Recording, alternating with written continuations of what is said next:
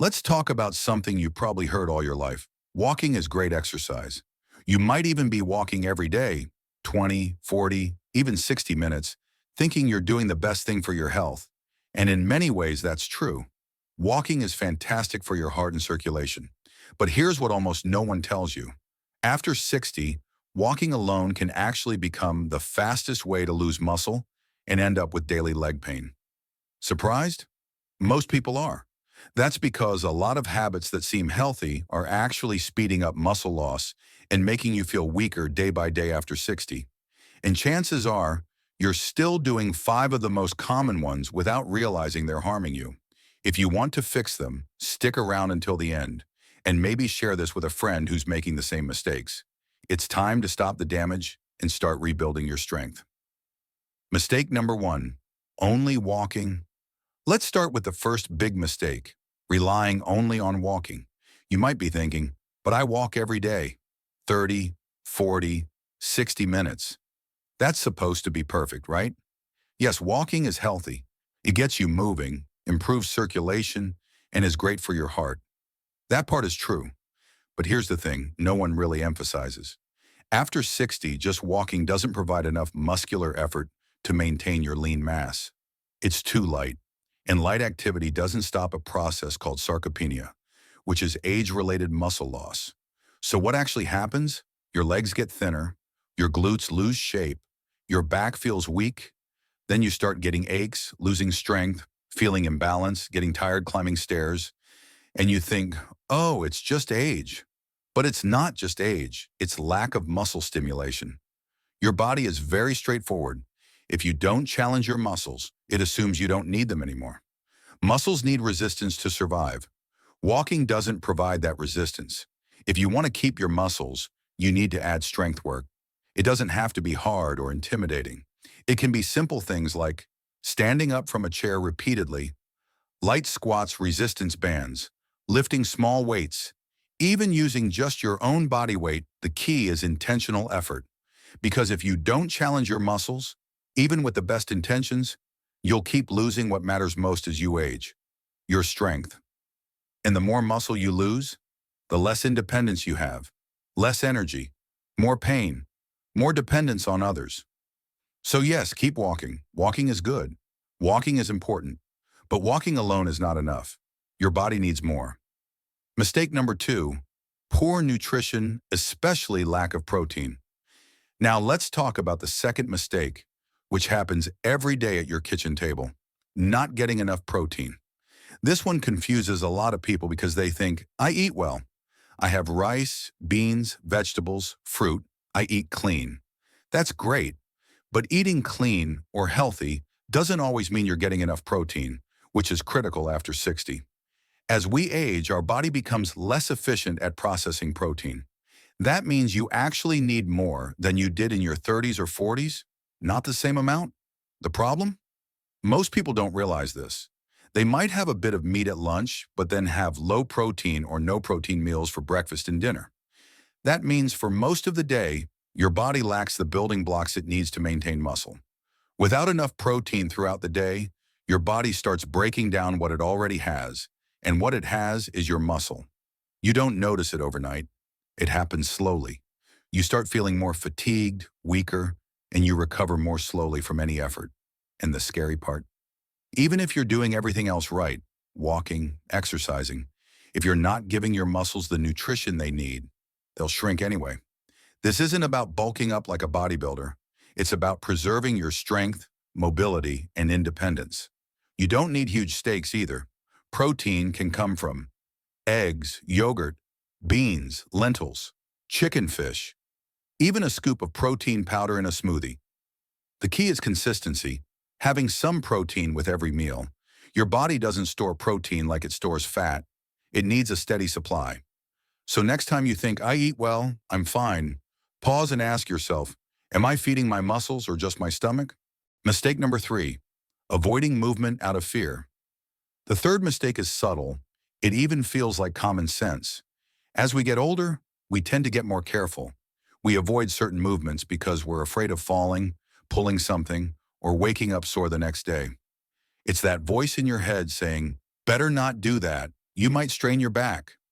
Don't bend like that. It's not worth the risk. Little by little, you stop moving the way you used to. You stop reaching, twisting, stepping confidently. You tell yourself you're being cautious. But what's really happening is this. Your body is quietly losing the ability to move. And it's not because of age. It's because it's not being asked to move anymore. Here's the truth. Avoiding exercise to prevent discomfort actually leads to more discomfort in the long run. When the body isn't used, it stiffens.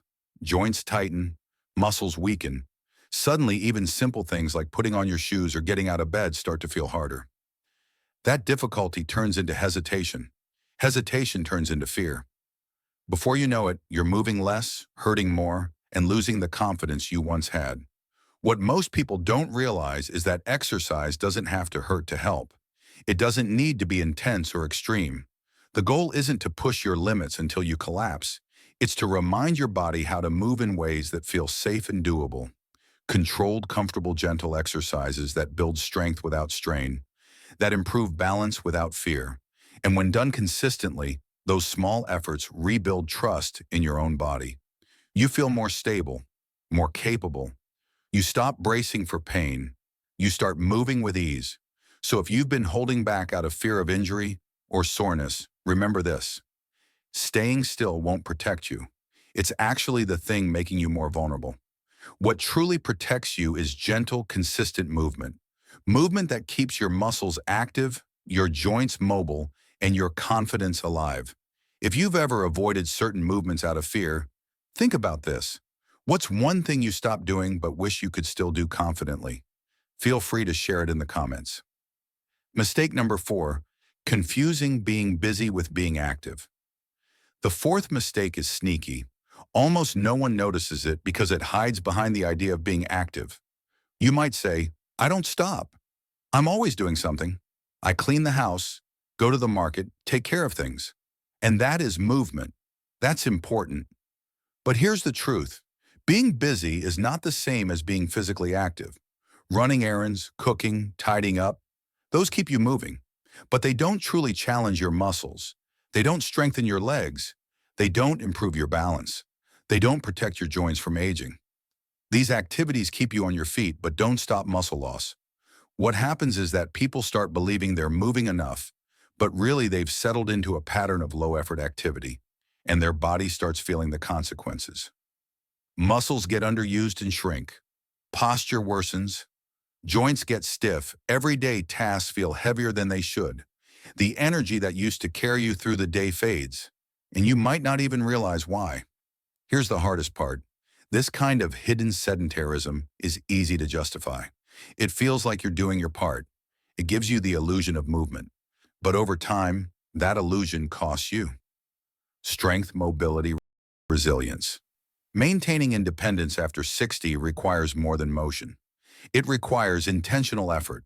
You don't need to train like an athlete, but you do need at least a few moments each week where your body is challenged, where you move with purpose, because that's what really keeps you strong, balanced, and independent. Mistake number 5, neglecting rest and stress management. Now let's talk about the 5th mistake, one of the most overlooked but incredibly important. It's the belief that rest is optional or that stress is just part of life. After a certain age, you might stop thinking much about sleep, or you don't see the connection between stress and your physical health. But both of these play a huge role in how your muscles respond to everything else you do. Here's something most people don't realize. Your muscles don't grow when you're exercising. They grow when you're resting. If your sleep is shallow, inconsistent, or constantly interrupted, your body doesn't get the chance to rebuild what you worked for. Even if you're doing the best strength exercises, poor sleep can undermine all of it. And then there's stress. Not just the big events, but the daily low-level stress that piles up slowly.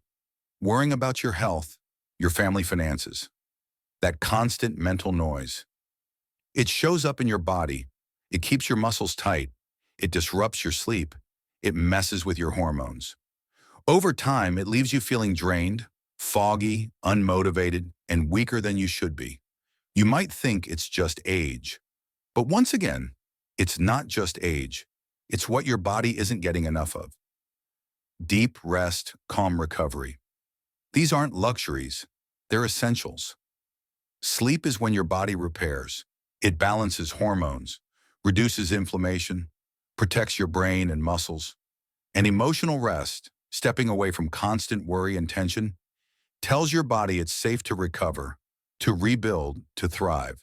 So if you're doing everything right, walking, strength training, eating well, but still feel tired, heavy, or slow to recover, look at your nights, look at your stress, because no amount of exercise or good nutrition can undo the damage caused by chronic fatigue.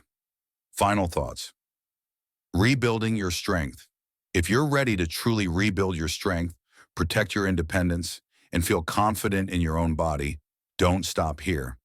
Tap the video that's now on your screen. In it, I'll show you the best strength exercises for people over 60.